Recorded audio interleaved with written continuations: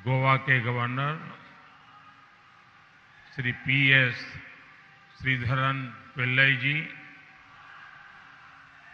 यहाँ के लोकप्रिय युवा मुख्यमंत्री वैद्य प्रमोद सावंत जी, केंद्रीय मंत्री सर्बानंद सोनोवाल जी, श्रीपद नाइक जी, डॉक्टर महेंद्र भाई मुजप्परा जी,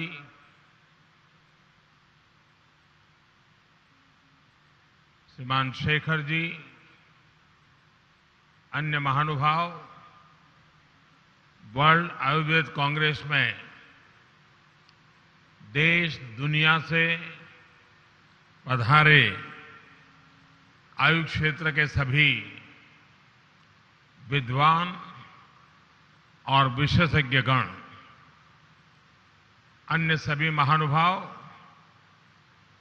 देवी और सज्जनों, मैं गोवा की खूबसूरत धरती पर वर्ल्ड आयुर्वेद कांग्रेस के लिए देश विदेश से एकत्रित हुए आप सभी साथियों का स्वागत करता हूं। वर्ल्ड आयुर्वेद कांग्रेस की सफलता के लिए मैं आप सभी को हृदय से शुभकामनाएं देता हूं। ये आयोजन एक ऐसे समय में हो रहा है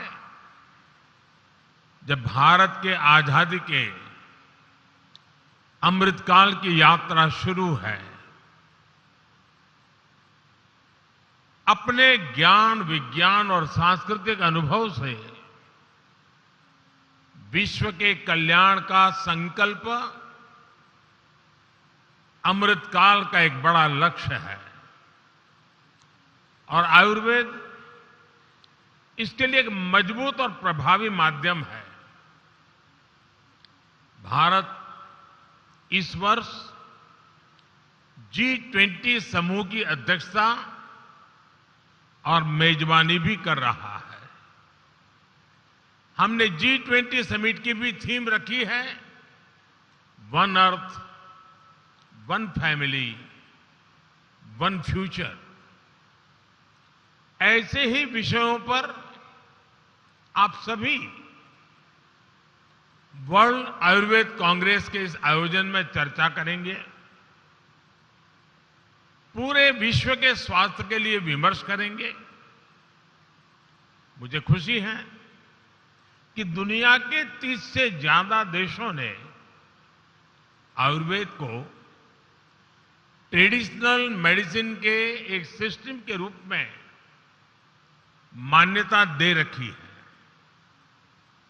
हमें मिलकर इसे और ज्यादा से ज्यादा देशों तक पहुंचाना है, आयुर्वेद को मान्यता दिलवानी है।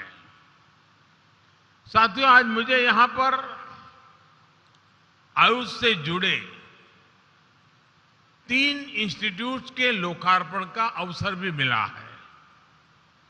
मुझे विश्वास है all India institute of Ayurveda Goa, national institute of यूनानी मेडिसिन गाजियाबाद और national institute of homeopathy Delhi, ये तीनों आयुष हेल्थ केयर सिस्टम को नई गति देंगे। साथियों, आयुर्वेद एक ऐसा विज्ञान है जिसका दर्शन, जिसका मोटो है सर्वे भवन्तु सुखिनः, सर्वे सन्तु निरामया, यानी सबका सुख, सबका स्वास्थ्य।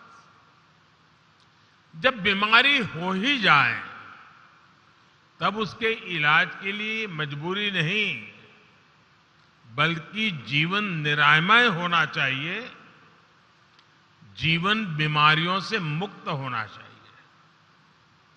सामान्य अवधारणा है कि अगर कोई प्रत्यक्ष बीमारी नहीं है तो हम स्वस्थ हैं। लेकिन आयुर्वेद की दृष्टि से मैं स्वस्थ होने की परिभाषा कहीं व्यापक है। आप सब जानते हैं कि आयुर्वेद कहता है समदोष समाग्निश्च समधातु मलक्रिया प्रसन्न आत्मेन्द्रिय बना स्वस्थ इति अभिधीयते।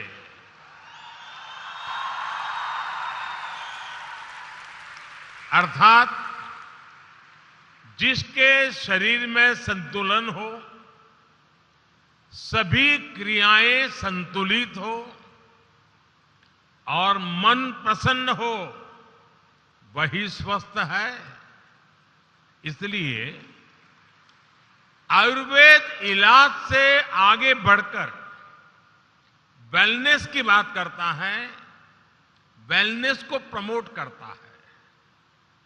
विश्व भी अब तमाम परिवर्तनों और प्रचलनों से निकलकर इस प्राचीन जीवन दर्शन की ओर लौट रहा है।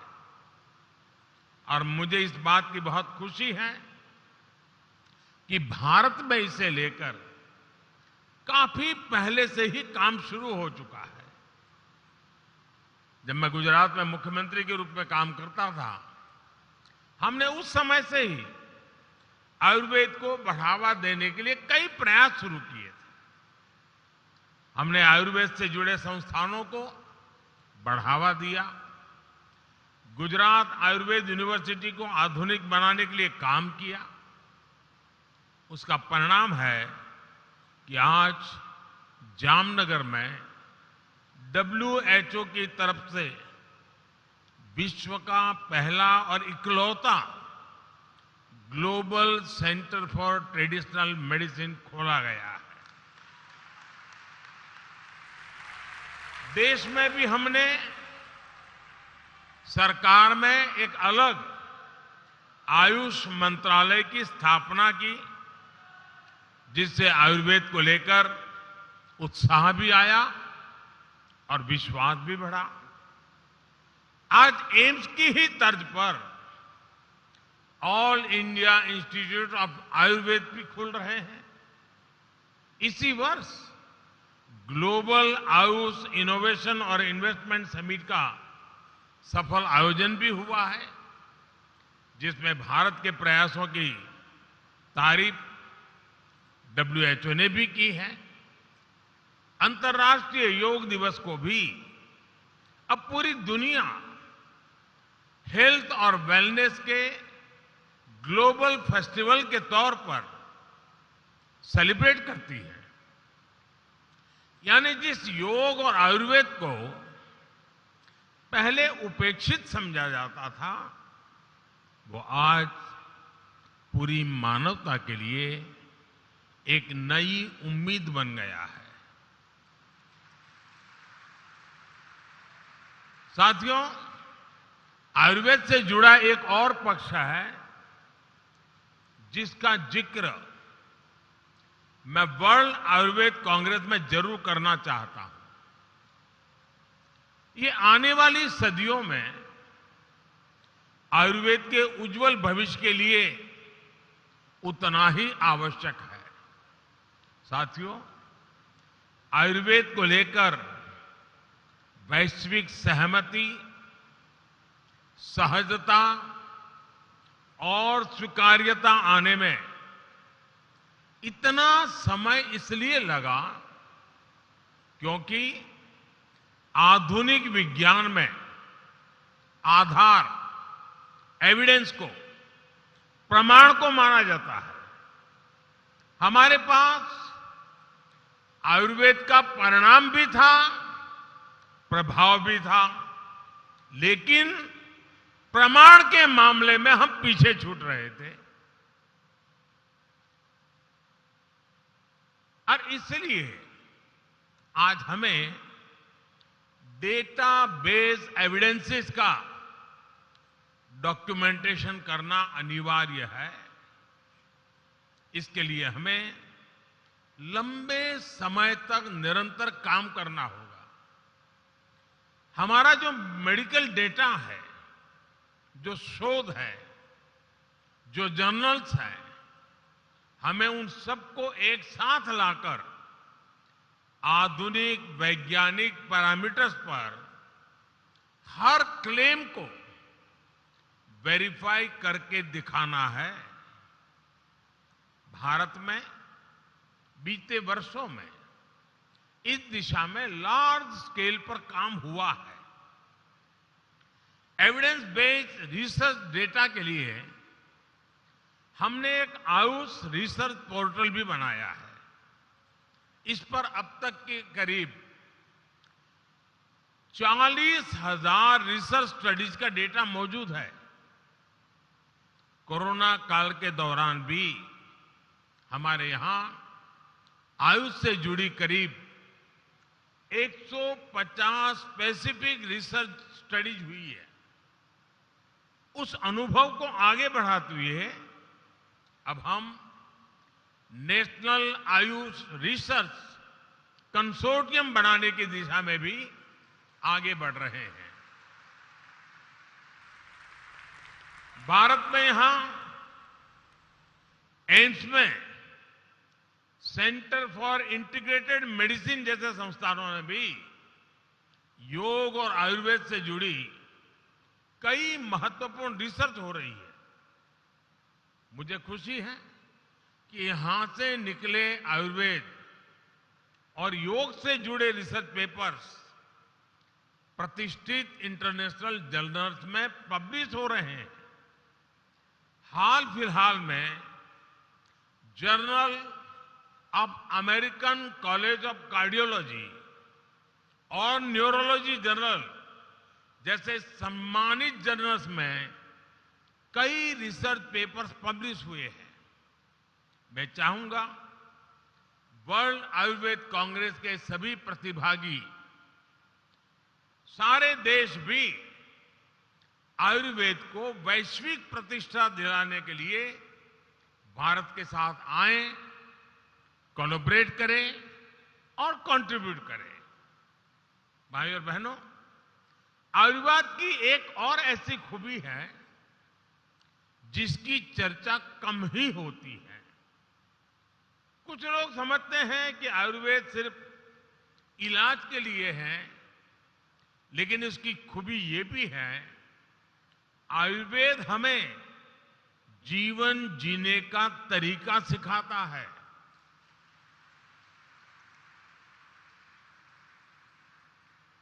अगर मैं आधुनिक टर्मिनोलॉजी का उपयोग करके आपको बताना चाहूं तो मैं एक आपको उदाहरण देता हूं।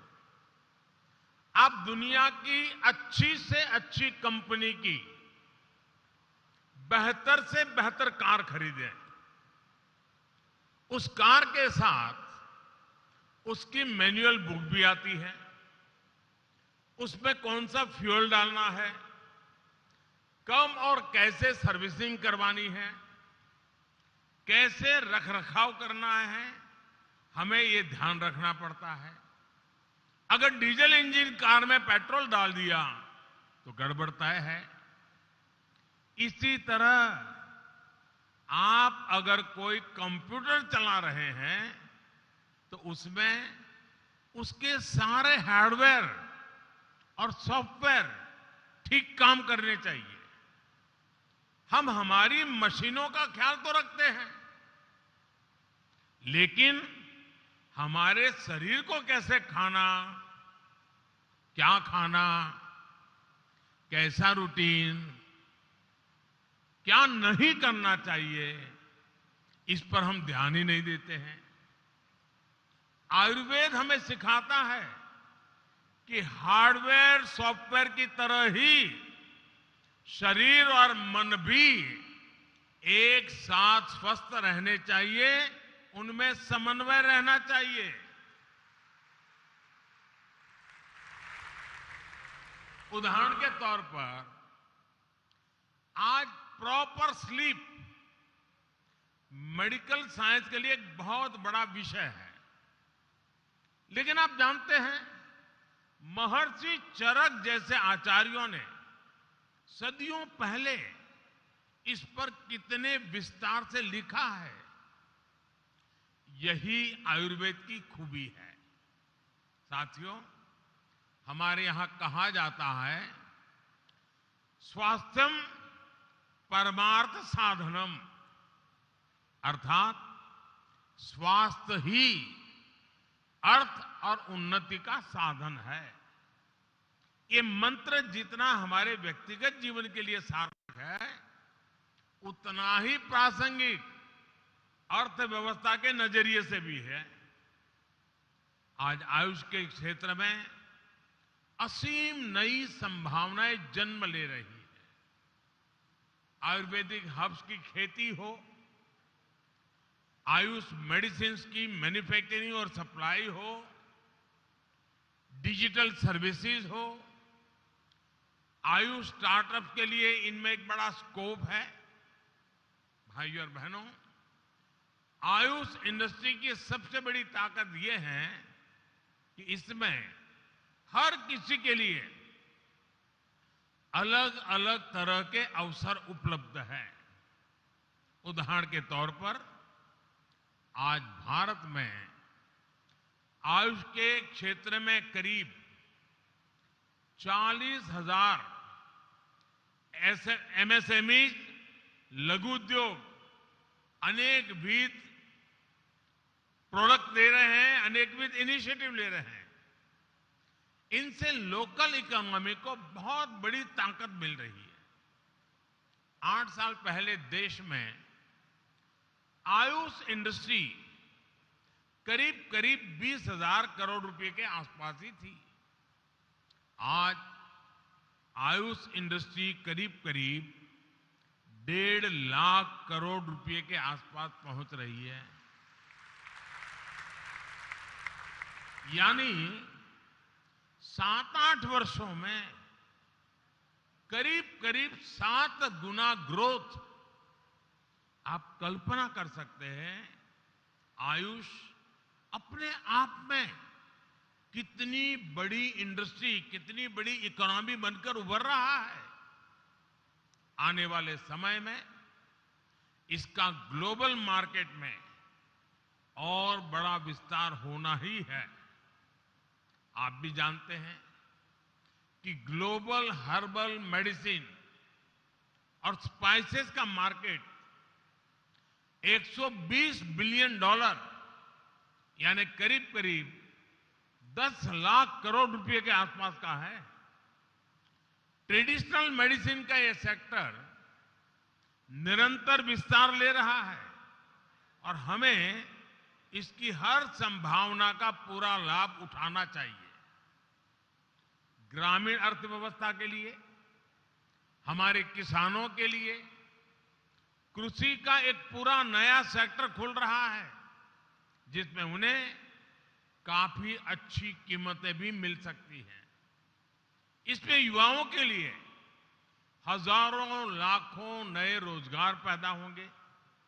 साथियों, आयुर्वेद की बढ़ती लोकप्रियता का एक और बड़ा पक्ष आयुर्वेद और योग टूरिज्म भी है। गोवा जैसा राज्य जो टूरिज्म का एक हब है, वहां आयुर्वेद और नेचुरोपैथी को प्रमोट करके टूरिज्म सेक्टर को और नई ऊंचाई दी जा सकती है। All India institute of Ayurveda, Goa इस दिशा में एक अहम शुरुआत साबित हो सकता है। साथियों, आज भारत ने दुनिया के सामने वन अर्थ वन हेल्थ एक फ्यूचरिस्टिक विजन भी रखा है। वन अर्थ वन हेल्थ का मतलब है हेल्थ को लेकर एक यूनिवर्सल विजन। चाहे पानी में रहने वाले जीव जंतु हो, चाहे वन्य पशु हो, चाहे इंसान हो, वनस्पति हो, इन सबकी हेल्थ इंटरकनेक्टेड है। हमें इन्हें आइसोलेशन में देखने की जगह टोटलिटी में देखना होगा। ये होलिस्टिक विजन आयुर्वेद का, भारत की परंपरा और जीवन शैली का हिस्सा रहा है। मैं चाहूंगा गोवा में हो रही इस वर्ल्ड आयुर्वेद कांग्रेस में ऐसे सभी आयामों पर विस्तार से चर्चा हो। हम सभी मिलकर आयुर्वेद और आयुष को कैसे समग्रता से आगे बढ़ा सकते हैं, इसका एक रोड मैप तैयार किया जाए। मुझे विश्वास है आपके प्रयास इस दिशा में जरूर प्रभावी होंगे। इसी विश्वास के साथ आप सभी का बहुत बहुत धन्यवाद और आयुष को, आयुर्वेद को अनेक अनेक शुभकामनाएं।